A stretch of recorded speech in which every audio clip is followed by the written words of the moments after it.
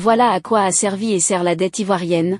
La capacité à s'endetter dépend de la capacité de produire de la richesse. YD. Pour plus d'informations sur ce sujet, retrouvez-nous après le générique. Mais avant de commencer, n'oubliez pas de vous abonner et d'activer la cloche de notification pour ne pas manquer nos prochaines vidéos. Bon visionnage.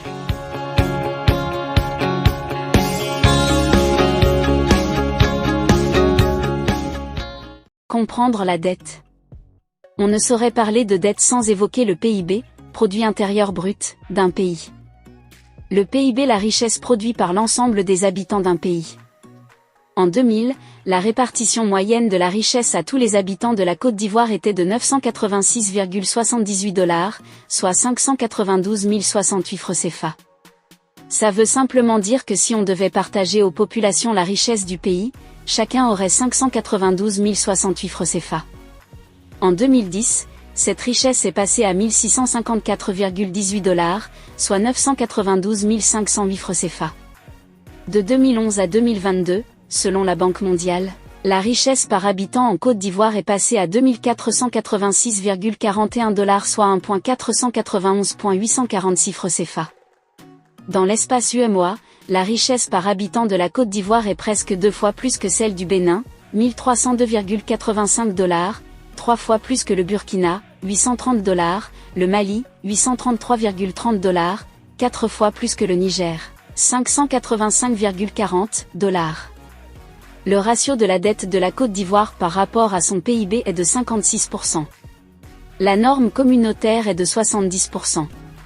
Selon le classement de la Banque mondiale, sur les 44 pays dont on a pu établir un classement en termes de dette par rapport au PIB, la Côte d'Ivoire est classée 25e derrière le Cap-Vert, 125%, la Zambie, 98,5%, le Ghana, 92,4%, l'Afrique du Sud, 71,1%, l'Angola, 66,7%. Dans le monde, le Japon a le taux d'endettement le plus élevé, 263%, suivi de l'Italie, 140%, des États-Unis, 133%, de l'Espagne et de la France, 110%, du Canada, 106%. Pourtant, dans ces pays, les économistes du dimanche ne sont pas aussi excités qu'en Côte d'Ivoire. Ceux qui n'ont pour seul diplôme que leur extrait de naissance s'aventurent sur des sujets dont ils n'ont aucune connaissance.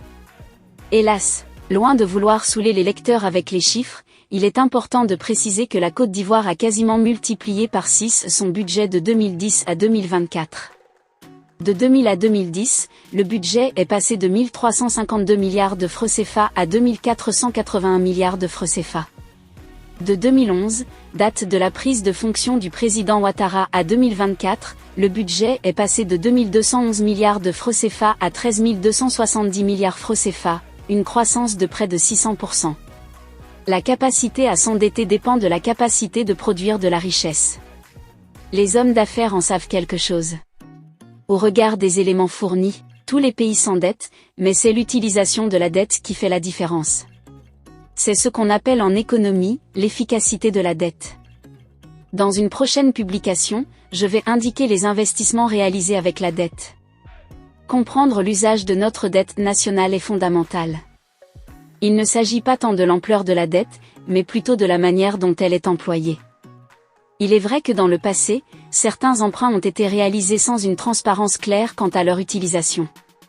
En Côte d'Ivoire, nous avons pris le soin de dresser un bilan comparatif des infrastructures développées sur différentes périodes, de 1960 à 1993, de 1993 à 1999, de 2000 à 2010 et de 2011 à 2022. Voici un aperçu des progrès accomplis dans divers secteurs grâce à l'utilisation judicieuse de la dette.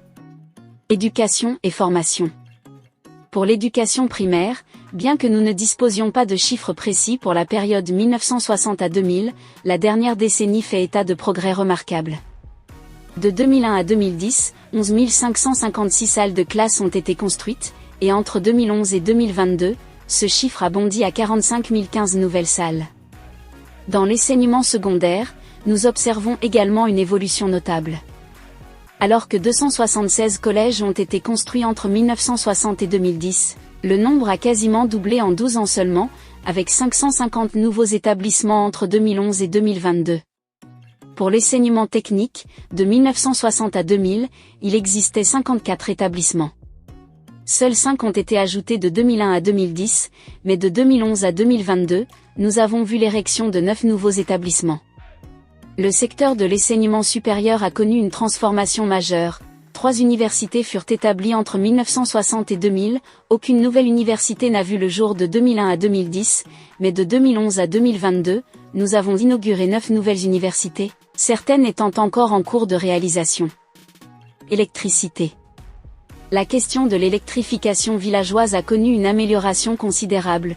De 1960 à 2000, 1939 localités ont été électrifiées, contre 893 de 2001 à 2010.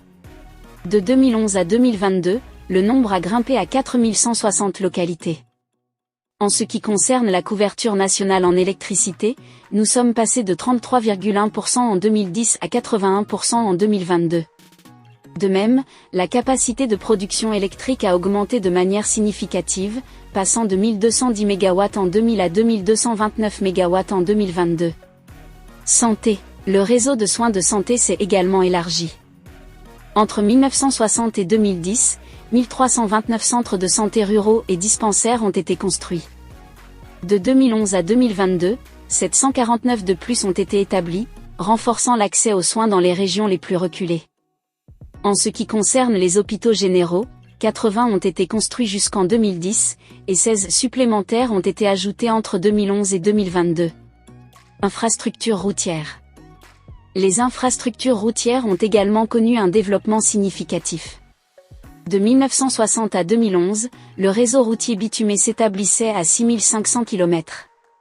De 2012 à 2022, 1600 km supplémentaires ont été ajoutés. Plus de 40 ponts ont été construits pendant cette dernière période, incluant des ouvrages emblématiques tels que le 3e, le 4e et le 5e pont. Le linéaire des voies bitumées a ainsi triplé, passant de 2000 km en 2011 à 5000 km en 2022. Il est important de noter que ces chiffres ne reflètent que les nouvelles constructions et ne prennent pas en compte les réhabilitations d'infrastructures éducatives, universitaires, administratives, ni les chantiers tels que la construction de barrages hydrauliques, la modernisation des aéroports, la construction de stades ou encore la rénovation d'hôpitaux et de centres de santé, par Yacouba Doumbia, journaliste observateur averti.